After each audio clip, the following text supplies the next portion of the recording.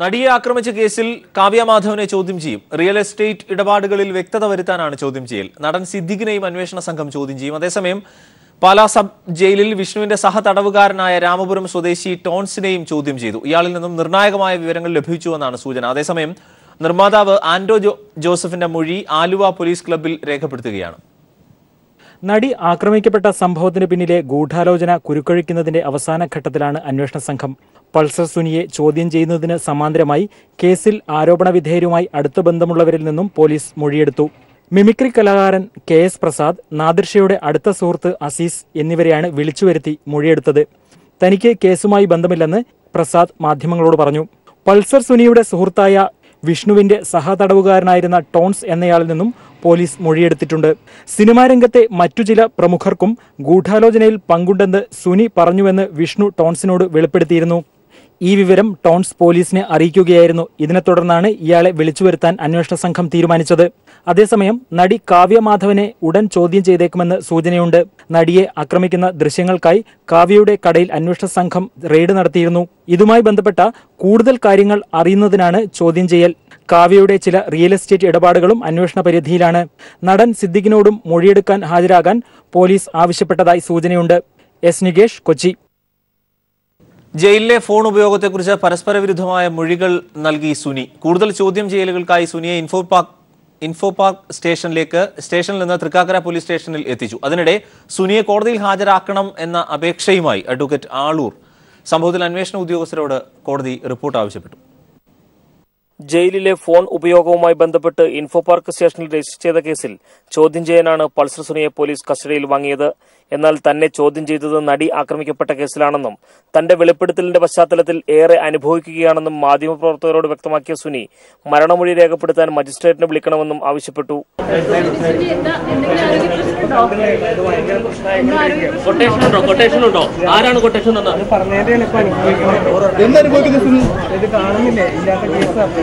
നാദിർഷയെയും അപ്പുണ്ണിയെയും phone വിളിച്ചുവെന്ന് Suni സമ്മതിച്ചു. സുനിയുടെ 1 വർഷത്തെ phone കോളുകൾ പോലീസ് പരിശോധിച്ചെങ്കിലും പൾസർ സുനി ദിലീപിനെ നേരിട്ട് വിളിച്ചിട്ടില്ല. പൾസർ സുനി വിളിച്ച നമ്പറുകളിൽ ദിലീപിന്റെ ഫോൺ നമ്പറുകൾ ഇല്ലെന്ന് വ്യക്തമായിട്ടുണ്ട്. എന്നാൽ ഗൂഢാലോചനയുമായി ബന്ധപ്പെട്ട് കൂടുതൽ കാര്യങ്ങൾ വെളിപ്പെടുത്താൻ സുനി തയ്യാറായില്ല. ഈ സാഹചര്യത്തിൽ മൂവരെയും ഒരുമിച്ചിരുത്തി ചോദ്യം ചെയ്യാനുള്ള സാധ്യതയും പോലീസ് പരിശോധിക്കുകയാണ്. ഫോൺ ജയിലിൽ ലഭിച്ചതിനെക്കുറിച്ച് പരസ്പര വിരുദ്ധമായ മൊഴികളാണ് സുനി പോലീസിന് നൽകിയത്. അതേസമയം സുനിയുടെ കസ്റ്റഡി കാലാവധി അവസാനിപ്പിച്ച് കോടതിയിൽ ഹാജരാക്കണമെന്ന അപേക്ഷ അഡ്വക്കേറ്റ് ആളൂർ കാക്കനാട് മജിസ്ട്രേറ്റ് കോടതിയിൽ നൽകി. സംഭവത്തിൽ അന്വേഷണ ഉദ്യോഗസ്ഥരോട് കോടതി റിപ്പോർട്ട് ആവശ്യപ്പെട്ടു. AP Prashanth, news bureau, Kochi. നടി വാഹനത്തിനുള്ളിൽ ആക്രമണത്തിന് ഇരയാകുന്ന ദൃശ്യങ്ങൾ പ്രതിഭാഗത്തിന് നൽകാനാകില്ല എന്ന് കോടതി. ഇത് സംബന്ധിച്ച പ്രതിഭാഗം നൽകിയ അപേക്ഷ അങ്കമാലി കോടതി തള്ളി. ഇതിനിടെ പൾസർ സുനി ജയിലിനുള്ളിൽ ഉപയോഗിച്ച മൊബൈൽ ഫോൺ കോയമ്പത്തൂരിൽ നിന്ന് മോഷ്ടിച്ചതാണ് എന്ന് അന്വേഷണത്തിൽ വ്യക്തമായി. വാഹനത്തിനുള്ളിൽ നടി ആക്രമണത്തിന് ഇരയാകുന്ന ദൃശ്യങ്ങൾ ഉൾപ്പെടെ 42 തെളിവുകളുടെ പകർപ്പാണ് പ്രതിഭാഗം കോടതിയിൽ ആവശ്യപ്പെട്ടത്.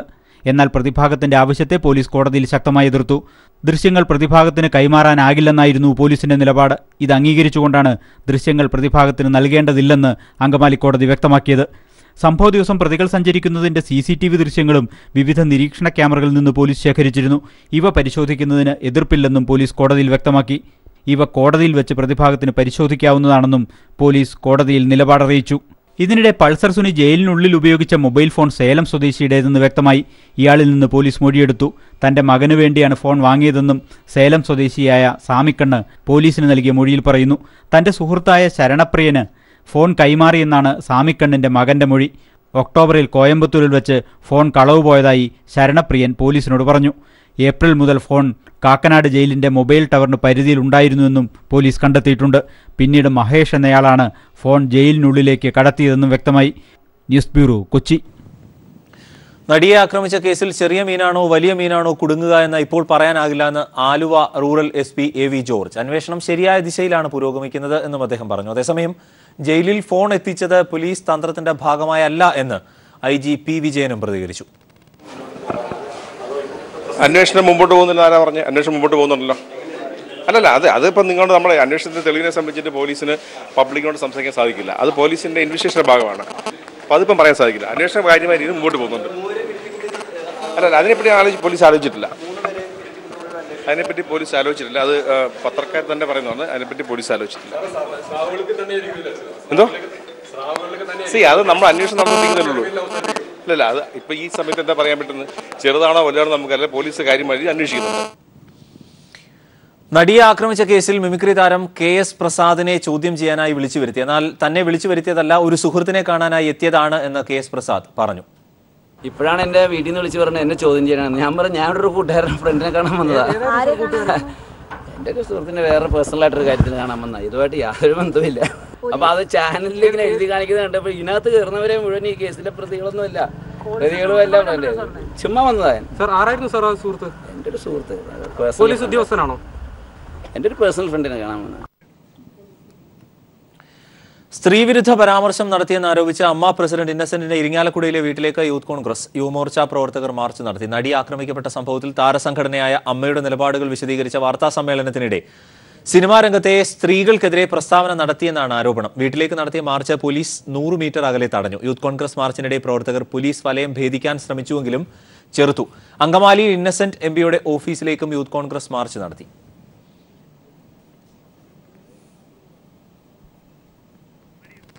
പ്രധാനമന്ത്രി നരേന്ദ്രമോദിയുമായി ചൈനീസ് പ്രസിഡന്റ് സി ജിൻപിങ് കൂടിക്കാഴ്ച നടത്തില്ല എന്ന് ചൈന. കൂടിക്കാഴ്ചയ്ക്കുള്ള അന്തരീക്ഷം ഇപ്പോഴില്ല എന്ന് ചൈനീസ് വിദേശകാര്യ മന്ത്രാലയം അറിയിച്ചു. ജർമ്മനിയിലെ ഹാംബർഗിൽ നടക്കുന്ന G20 ഉച്ചകോടിയിൽ ഇരുവരും തമ്മിൽ കൂടിക്കാഴ്ച നടത്തും എന്ന് റിപ്പോർട്ടുണ്ടായിരുന്നു. ഭൂട്ടാനിലെ അതിർത്തി തർക്കത്തിൽ ഇന്ത്യയുമായുള്ള നിലപാട് കടുപ്പിക്കുകയാണ് ചൈന. ജർമ്മനിയിൽ നാളെ നടക്കുന്ന G20 ഉച്ചകോടിയിൽ ചൈനീസ് പ്രസിഡന്റ് സി ജിൻപിങ്ങുമായുള്ള പ്രധാനമന്ത്രി നരേന്ദ്രമോദിയുടെ കൂടിക്കാഴ്ചകൾ ചൈന റദ്ദാക്കി. യാതൊരു തരത്തിലുള്ള നയതന്ത്ര ചർച്ചകളും ഉച്ചകോടിക്കിടെ ഇരു രാജ്യങ്ങളും തമ്മിൽ ഉണ്ടാകില്ലെന്ന് ചൈനീസ് വിദേശകാര്യ മന്ത്രാലയം വ്യക്തമാക്കി. ഔപചാരികമായ നയതന്ത്ര ചർച്ചകൾക്കോ കൂടിക്കാഴ്ചകൾക്കോ ഉള്ള അന്തരീക്ഷം ഇപ്പോഴില്ലെന്ന് ചൈനീസ് വിദേശകാര്യ മന്ത്രാലയം ഇത് സംബന്ധിച്ച ചോദ്യങ്ങൾക്ക് ഉത്തരമായി പറഞ്ഞു. കൂടിക്കാഴ്ചയെക്കുറിച്ച് ഉറപ്പില്ലെന്ന് ഇന്ത്യൻ വിദേശകാര്യ മന്ത്രാലയവും പ്രതികരിച്ചു. ഭൂട്ടാൻ, ഇന്ത്യ, ചൈന രാജ്യങ്ങളുടെ അതിർത്തിയിലുള്ള ദോക്ലാമിൽ ചൈനീസ് സൈന്യം റോഡ് പണിതതിനെ തുടർന്നാണ് ഇരു രാജ്യങ്ങളും തമ്മിൽ സംഘർഷം ഉടലെടുത്തത്. ദോക്ലെ സ്വന്തം ഭൂമിയെന്നാണ് ചൈനീസ് വാദം. കഴിഞ്ഞ ഒരാഴ്ചക്കിടെ സർക്കാർ നിയന്ത്രണത്തിലുള്ള പത്രങ്ങളിലൂടെ ഇന്ത്യക്കെതിരെ പ്രകോപനപരമായ പരാമർശങ്ങൾ ചൈന നടത്തുന്നുണ്ട്. News bureau, Delhi. Nehru college ചെയർമാനുമായി മധ്യസ്ഥത ശ്രമത്തിനായാണ് താൻ പോയത് എന്ന് K സുധാകരന്റെ സ്ഥിരീകരണം. ഒരു വലിയ തർക്കം തീരുകയാണെങ്കിൽ തീരട്ടെ എന്ന് കരുതിയെന്നും സുധാകരൻ പറഞ്ഞു. പാർട്ടിക്ക് ഈ വിഷയത്തിൽ നയമില്ല എന്നും സുധാകരൻ കണ്ണൂരിൽ പ്രതികരിച്ചു. Pampady Nehru group chairman PK കൃഷ്ണദാസിന് വേണ്ടി താൻ മധ്യസ്ഥ ചർച്ചയ്ക്ക് പോയത് സ്ഥിരീകരിക്കുന്നതായിരുന്നു K സുധാകരന്റെ വാർത്താ സമ്മേളനം. സഹീറിന്റെ തല്ലി കേസ് മധ്യസ്ഥമാക്കാൻ ഞാൻ ശ്രമിക്കുമ്പോൾ എന്റെ മനസ്സിൽ ഒന്നേ ഉണ്ടായിട്ടുള്ളൂ, ഒരു വലിയ തർക്കം എന്റെ മധ്യസ്ഥത്തിലൂടെ തീരുമെങ്കിൽ തീരട്ടെ. നെഹ്റു ഗ്രൂപ്പും സഹീറിന്റെ കുടുംബവും ഒരുമിച്ച് എന്നോട് ആവശ്യപ്പെട്ടതിന്റെ അടിസ്ഥാനത്തിലാണ്. ജീവിക്കുന്ന ജിഷ്ണുവാണെന്ന് ജിഷ്ണു പ്രണയുടെ അമ്മ വിശേഷിപ്പിച്ച വിദ്യാർത്ഥിയായിരുന്നു ഷഹീർ ഷൗക്കത്ത് അലി എന്നതാണ് മറ്റൊരു വസ്തുത. മാനേജ്മെന്റിന്റെ ഇരകളുടെ വായടപ്പിച്ചാൽ ജിഷ്ണു പ്രണയ് കേസും ഇല്ലാതാവും എന്ന് അറിയാത്ത ആളല്ല K സുധാകരൻ. നെഹ്റു കോളേജ് അധികൃതരുടെ പീഡനത്തിനിരയായ ഷഹീർ ഷൗക്കത്ത് അലി കേസിലാണ് താൻ മധ്യസ്ഥ ശ്രമം നടത്തിയതെന്നും ഇതിന് ജിഷ്ണു പ്രണയുമായി ബന്ധമില്ലെന്നും പറഞ്ഞ് തടിയൂരാൻ ശ്രമിക്കുകയായിരുന്നു അദ്ദേഹം. തീർത്തും രണ്ട് കേസ്. ഈ ജിഷ്ണു കേസ് നടക്കുന്നതിന് എത്രയോ മാസങ്ങൾക്ക് മുമ്പ് നടന്ന ഒരു സംഭവമാണ് ഷഹീർ ഷൗക്കത്ത് അലി കേസ്. അപ്പോൾ ആ കേസും ഈ കേസും ഒന്നാണെന്ന് പറയുന്ന വാദം തെറ്റ്. KPCCയെ അദ്ദേഹം പാടെ തള്ളി. പാർട്ടിയോട് ചോദിച്ചിട്ടില്ല. കാരണം എന്താ ചോദിച്ചാൽ പാർട്ടി സഹീർ തല്ലി കേസിന്റെ അകത്ത് ഒരു തീരുമാനം അല്ലെങ്കിൽ ഒരു നയം സ്വീകരിച്ചിട്ടില്ല. ഷഹീർ കേസ് KPCCയുടെ ഒരു തലത്തിലും ചർച്ച ചെയ്തിട്ടില്ല. അതുകൊണ്ട് തന്നെ അതിന്റെ പുറത്ത് പാർട്ടിയുടെ ഒരു തീരുമാനമില്ല. നെഹ്റു കോളേജ് അധികൃതരുമായുള്ള ബന്ധം പറയാനും അവരെ പുകഴ്ത്താനും സുധാകരൻ മറന്നില്ല. വ്യക്തിപരമായി കൃഷ്ണദാസിന്റെ കുടുംബവുമായി നീണ്ട വർഷത്തെ ബന്ധം എനിക്കുണ്ട്. കൃഷ്ണദാസ് KSUവിന്റെ പ്രവർത്തകനായിരുന്നു. കൃഷ്ണദാസ് KSUവിന്റെ സ്ഥാനാർത്ഥിയായി കോളേജുകളിൽ മത്സരിച്ച ആളാണ്.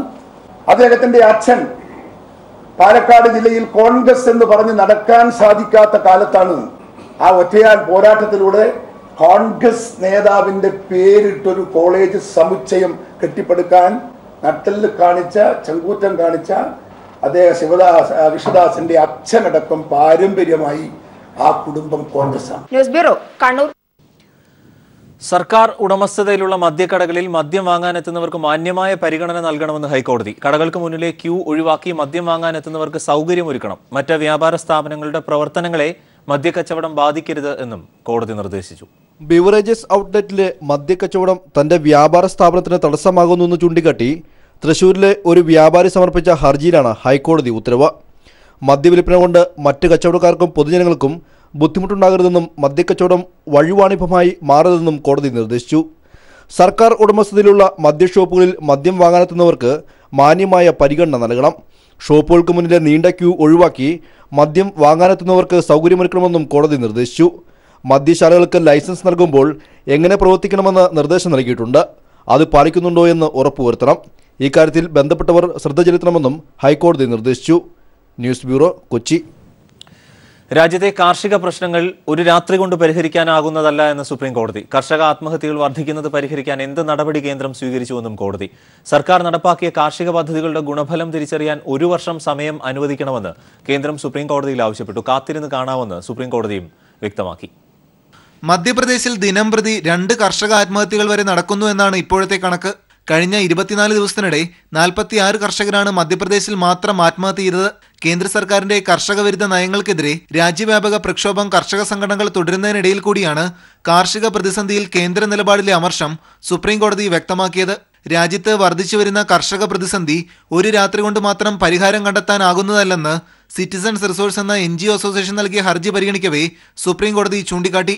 കർഷക ആത്മഹത്യകൾ വർദ്ധിക്കുന്നത് പരിഹരിക്കാൻ എന്ത് നടപടി കേന്ദ്രം സ്വീകരിച്ചുവെന്നും chief justice JS Kahar, DY Chandrachud എന്നിവരുടെ ബെഞ്ച് കേന്ദ്രത്തോട് ആരാഞ്ഞു. ഫസൽ ബീമാ യോജന പദ്ധതിയടക്കം സർക്കാർ നിലവിൽ നടപ്പാക്കിയിട്ടുള്ള കാർഷിക പദ്ധതികളുടെ ഗുണഫലങ്ങൾ വ്യക്തമാക്കാൻ 1 വർഷം വരെ കാത്തിരിക്കണമെന്നാണ് attorney general KK Venugopal supreme കോടതിയിൽ ആവശ്യപ്പെട്ടത്. രാജ്യത്തെ 12 കോടിയിലധികം വരുന്ന കർഷകരിൽ 5.5 കോടിയോളം കർഷകരെ സർക്കാരിന്റെ വിവിധ പദ്ധതികളുടെ കീഴിൽ കൊണ്ടുവരാനായിട്ടുണ്ടെന്നും കേന്ദ്രം കോടതിയിൽ അവകാശപ്പെട്ടു.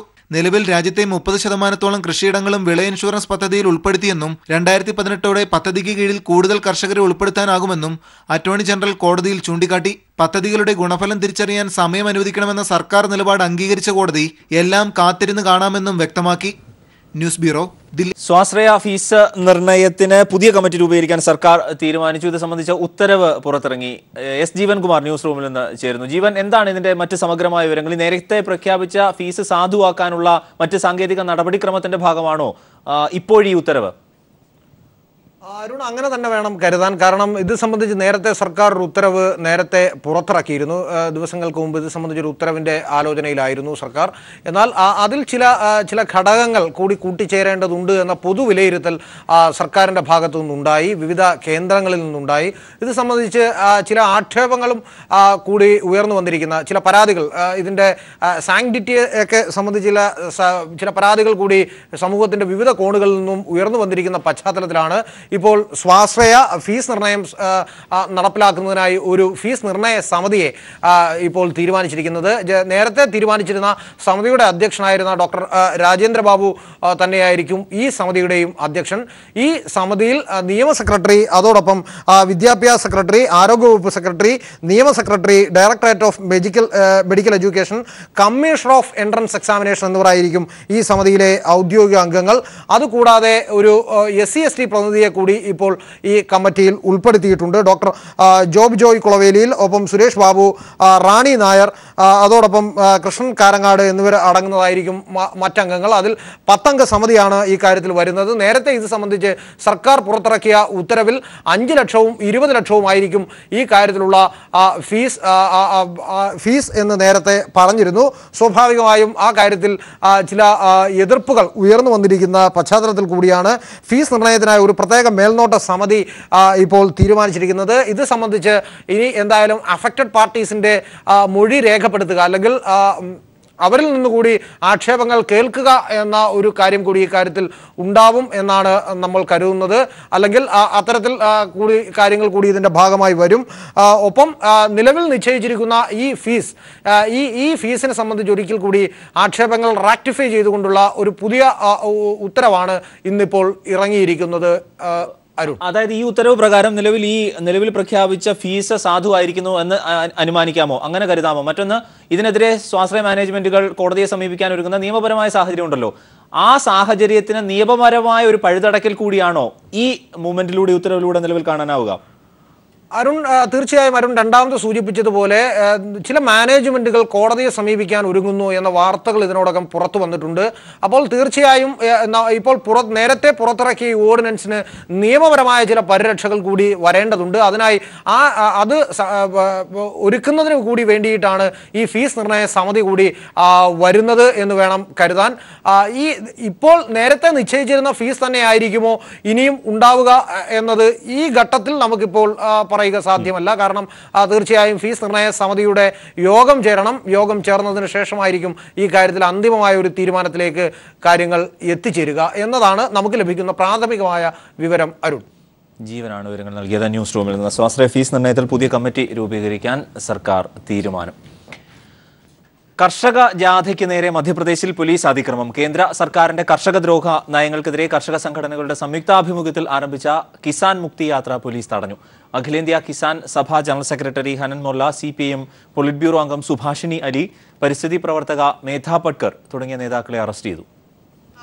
പോലീസ് വെടിവെപ്പിൽ കൊല്ലപ്പെട്ട 6 കർഷകർക്ക് ആദരാഞ്ജലികൾ അർപ്പിച്ചതിന് ശേഷമാണ് മധ്യപ്രദേശിലെ മൻസൂറിൽ നിന്നും കിസാൻ മുക്തി യാത്ര ആരംഭിച്ചത്. അഖിലേന്ത്യാ കിസാൻ സഭ ഉൾപ്പെടെ 100-ലധികം കർഷക സംഘടനകളുടെ സംയുക്ത സമരവേദിയായ കിസാൻ സംഘർഷ സമിതിയാണ് കർഷക മാർച്ചിന് നേതൃത്വം നൽകുന്നത്. കർഷക പ്രതിഷേധം മുൻനിർത്തി മധ്യപ്രദേശ് സർക്കാർ വൻ പോലീസ് സന്നാഹം ഒരുക്കിയിരുന്നു. ഗുഡ്വാലി ഗ്രാമത്തിൽ വെച്ച് യാത്ര തടഞ്ഞ പോലീസ് നേതാക്കളെയും പ്രവർത്തകരെയും അറസ്റ്റ് ചെയ്തു. അഖിലേന്ത്യാ Kisan Sabha general secretary Hanan Mollah, CPIM PB അംഗം സുഭാഷിണി അലി, പരിസ്ഥിതി പ്രവർത്തക മേധാ പട്കർ, സ്വരാജ് അഭിയാൻ നേതാവ് യോഗേന്ദ്ര യാദവ് തുടങ്ങിയവർ അറസ്റ്റിലായി. തുടർന്ന് കർഷകർ റോഡിൽ കുത്തിയിരുന്ന് പ്രതിഷേധിച്ചു. കാർഷിക കടങ്ങൾ എഴുതിത്തള്ളുക, MS സ്വാമിനാഥൻ കമ്മിറ്റി റിപ്പോർട്ട് നടപ്പാക്കുക, വിളകൾക്ക് ഉൽപാദന ചെലവിന്റെ 50%-ലധികം താങ്ങുവില ഉറപ്പുവരുത്തുക തുടങ്ങിയ ആവശ്യങ്ങൾ ഉന്നയിച്ചാണ് കർഷകർ പ്രക്ഷോഭം തുടരുന്നത്. രാജ്യവ്യാപക പ്രക്ഷോഭത്തിന്റെ ഭാഗമായി ഈ മാസം 18-ന് ദില്ലിയിൽ കർഷക മഹാറാലി നടത്തും. അഖിലേന്ത്യാ കിസാൻ സഭയുടെ നേതൃത്വത്തിലുള്ള ഭൂമി അധികാർ ആന്തോളൻ ഓഗസ്റ്റ് 9-ന് എല്ലാ സംസ്ഥാനങ്ങളിലും ജില്ലാ കേന്ദ്രങ്ങളിൽ കർഷക റാലികൾ സംഘടിപ്പിക്കും. News bureau, Delhi. ഇസ്രായേലുമായി ഭീകരവിരുദ്ധ സഖ്യമുണ്ടാക്കാനുള്ള നരേന്ദ്രമോദിയുടെ തീരുമാനത്തിനെതിരെ മുഖ്യമന്ത്രി പിണറായി വിജയൻ.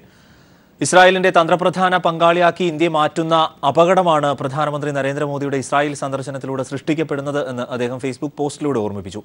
ഇന്ത്യയുടെ പ്രഖ്യാപിതമായ ചേരിചേരാ നയത്തിൽ നിന്ന് നരേന്ദ്രമോദി മലക്കം മറിഞ്ഞിരിക്കുന്നു. ഇസ്രായേലുമായി അടുപ്പം സ്ഥാപിക്കാൻ ജനാധിപത്യ രാഷ്ട്രങ്ങൾ മടിച്ചു നിൽക്കുന്ന പശ്ചാത്തലത്തിലാണ് മോദിയുടെ സന്ദർശനം ഇസ്രായേൽ വൻ ആഘോഷമാക്കി മാറ്റുന്നത്. നാനാ മതങ്ങളിൽപ്പെട്ടവർ ഒന്നിച്ച് ജീവിക്കുന്ന ഇന്ത്യക്ക് ഒരിക്കലും സയനിസത്തിന്റെ വഴി അംഗീകരിക്കാനാവില്ല. സയനിസ്റ്റ് ക്രൂരതയ്ക്ക് മാന്യത കൽപ്പിക്കാനുള്ള നീക്കം RSSന്റെ വർഗീയ അജണ്ടയ്ക്ക് സ്വീകാര്യത നേടിക്കൊടുക്കാനുള്ള കുരുട്ടുവഴിയായി കാണാനാകൂ എന്ന് പിണറായി കുറ്റപ്പെട്ടു.